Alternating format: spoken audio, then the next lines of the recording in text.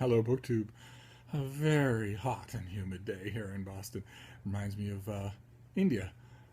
Except in India, the people are nicer and the food is better. But it doesn't stop the mail, so I thought we'd do some package unopening today. Start with this one. I have a nice size delivery from the morning that I left alone so that we could do it together. And who knows what the afternoon will bring. First one's fighting me. And if it's fighting me, you know what that means? It's going to be a bad book. I could be wrong. Let's see. Oh, well, the jury's out. This is Ottessa Moshfegh, I think.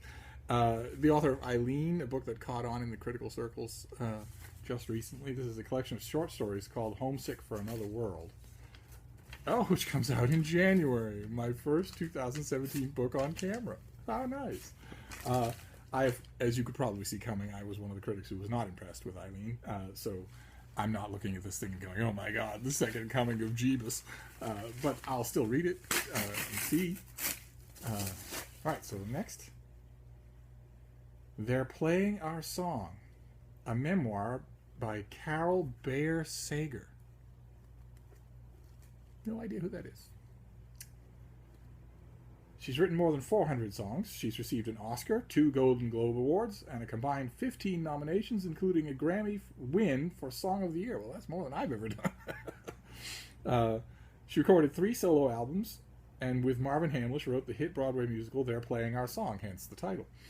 With Peter Allen, she co-wrote half the songs used in the Broadway musical The Boy from Oz. She's a member of the Songwriters Hall of Fame and was awarded a star on Hollywood Boulevard. She lives in Los Angeles with her husband Robert Daly and shares their bed with 3 unruly dogs who are unimpressed with their accomplishments. All right, well, her bio sells me right there. So they're playing our song. I will read. That's always nice. Discover something completely new. Okay, this is the new book from Martin Cruz Smith, the author of Gorky Park, that I strongly recommend to all of you. This comes out in late October. It's The Girl from Venice. I really like this author, but I'm still sticking to my strong call for a moratorium on the use of girl in any book cover. I think we could go probably until 2035 without any more girls from anything. Especially since you know for sure that the girl in this book, like the girl in all the other 51 books this year in 2016 so far, where girl has been the title, will actually be young women, not girls. But this is set in Venice of 1945, and I'm a sucker for all things Venice, so I will certainly bump it up to the head of the list. What have we here? Oh, Mass Market. Oh my god, I never get Mass Markets. This is Wendi Corsi Staub. It's called Blue Moon, Mundy's Landing Book 2. Never got Mundy's Landing Book 1. But it's a thriller, a small town where bygone bloodshed has become big business. A little bit of alliteration for you in the cheap seats. Oh, all right. A Mass Market. That's great. I wish I got more of them. I wish I got all of them. They're $10 a piece now, so they're not peripheral things. Oh, wonderful. Fantastic. This is Rjurik Davidson's. This is The Stars of Skew. This is the sequel to Unwrapped Sky, which was wonderful. It's science fiction. And this just follows it up. So this comes out in... any hints there, Tor? Oh, mid-July. July the 12th. Okay, well... But already. That's okay. I'll still read it eagerly. Well, why I didn't get an advance copy, but that's alright. Oh, another one from Tor. This is Red Right Hand by Levi Black. What a great cover. Who did this cover? This is Cliff Nielsen. I'll try to put a link in the description.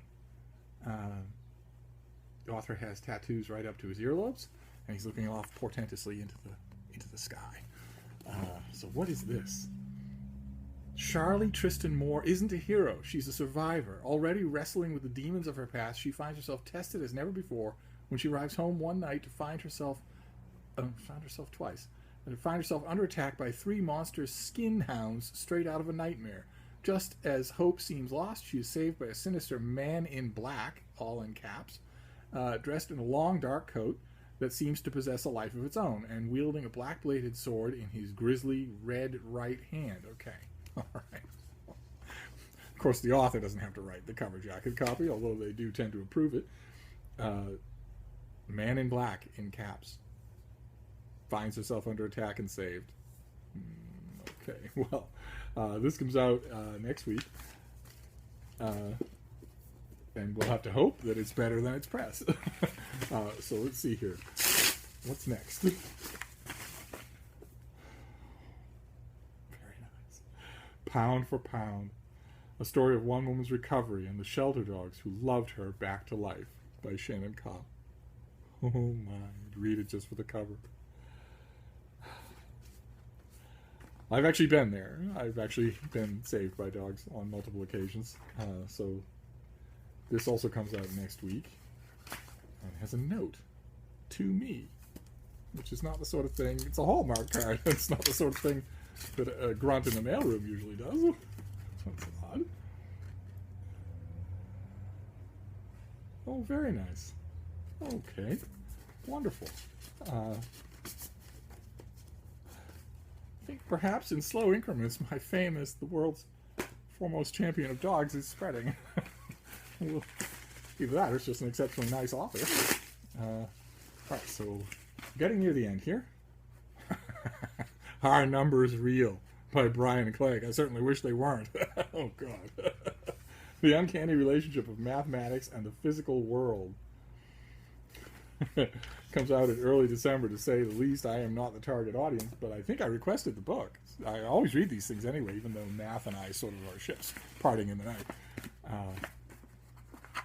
Let's see what this next one is. Fairly big. Valiant Gentleman by Sabina Murray. Nice thick-sized thing. This is in prose that is darkly humorous and alive with detail. Valiant Gentleman reimagines the lives and intimate friendships of humanitarian and Irish patriot Roger Casement, his close friend Herbert Ward, and Rod's extraordinary life, the Argentinian-American heiress Sarita Sanford.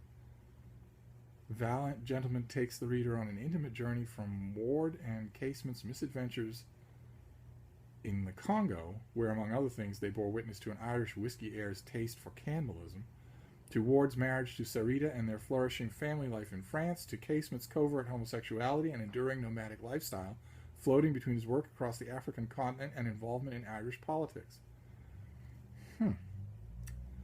This comes out in that sounds ambitious, very attractively ambitious. It comes out in November. I wonder what kind of critical reception it will get. And then our last thing for today, is Hot and Humid Day. Also thick. Okay. This is Gareth Stedman Jones' biography of Karl Marx. I think, horrifyingly enough, that this might be only the first volume. Comes out in October, and it's a... Well, no, it can't just be the first one. Well, anyway, it's huge, and it's a figure that I don't know as much about as I would like to know. So I will certainly read this well before I get the finished copy. So there you go. That's a nice size pile of the mail for today. So let me know, as usual, if any of these strike you as interesting, and I'll see you soon, BookTube. Thank you.